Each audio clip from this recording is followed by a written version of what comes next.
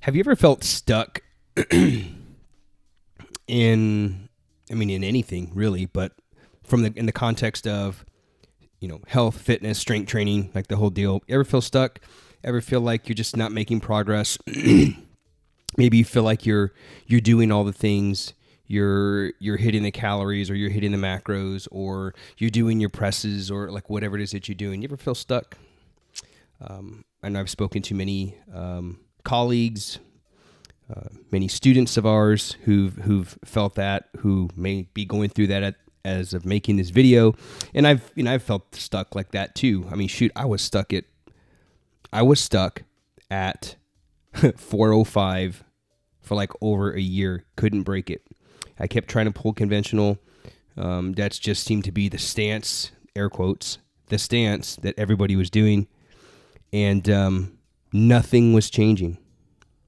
Nothing was changing. I could not progress past it. I felt stuck. And so sometimes, like if you're feeling quote unquote stuck in your progress, sometimes all you need to do is something different. And that's one of the things that I did. When I was getting into the deadlift game, I was trying to smash that square peg into a round hole, which was the conventional deadlift. My body just was not understanding it. Didn't matter how many programs, how much volume I was doing, didn't matter, wasn't moving. Until I did something different.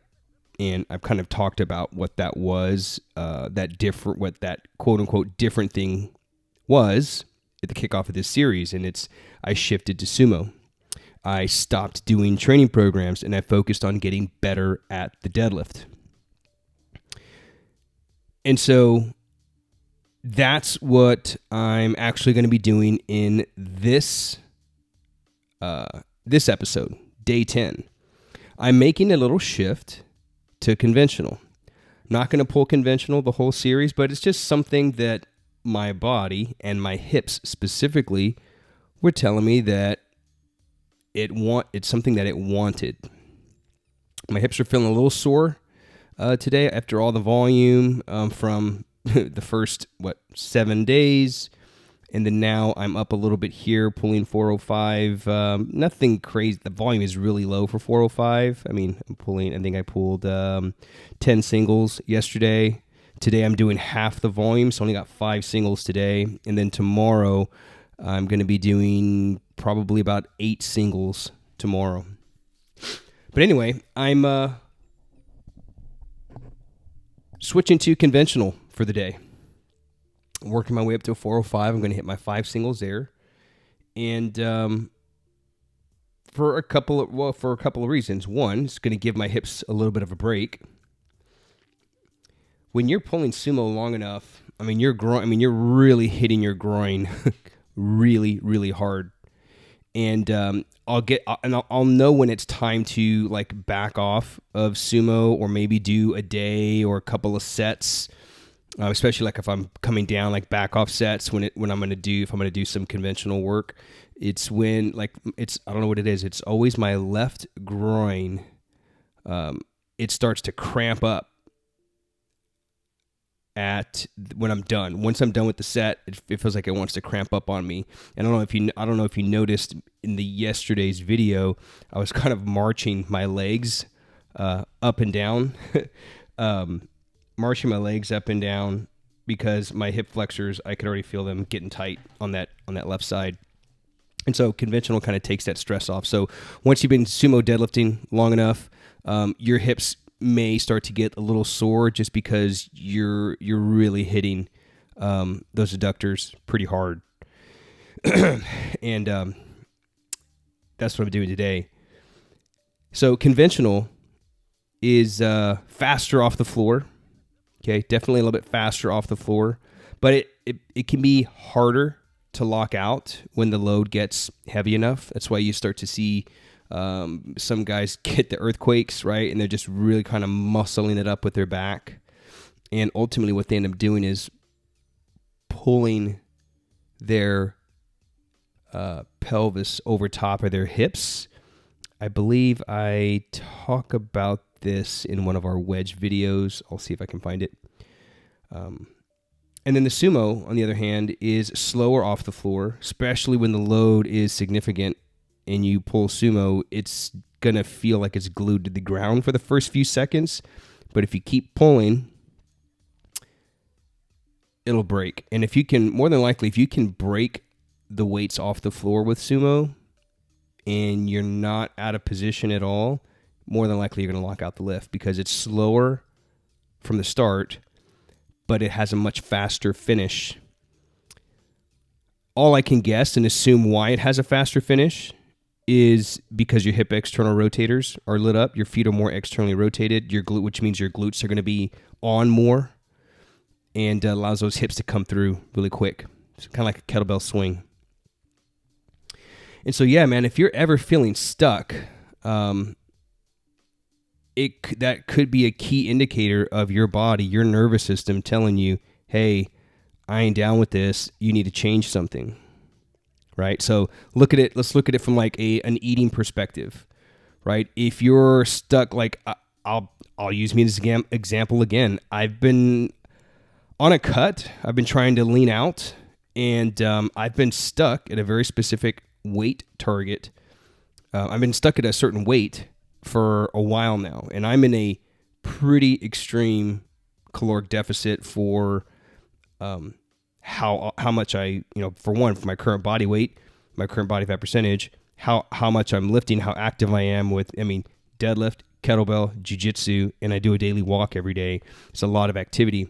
And so for whatever reason, I'm just not losing the weight. Like it's barely coming off. Like I'll lose a pound or two and then gain a pound back, lose a pound or two, gain a pound back. Sometimes it stays the same the whole entire week. It's a little frustrating, but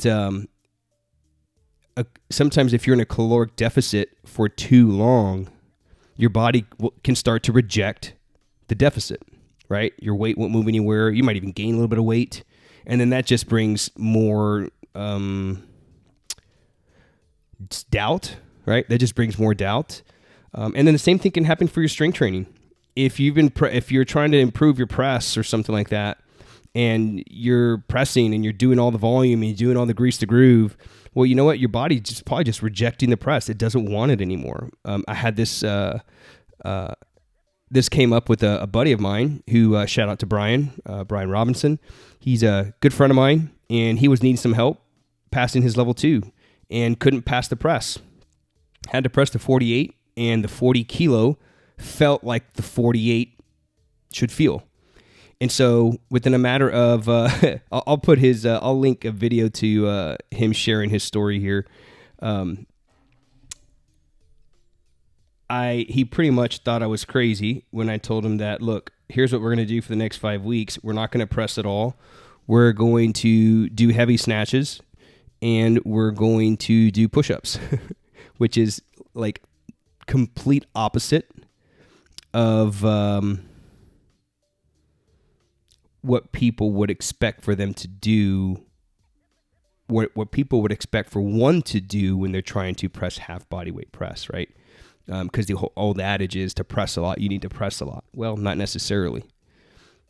Especially if you've already been pressing a lot, sometimes the answer is to not press a lot, to not press, period, right? And we'll throw in some push-up there to kind of work the triceps.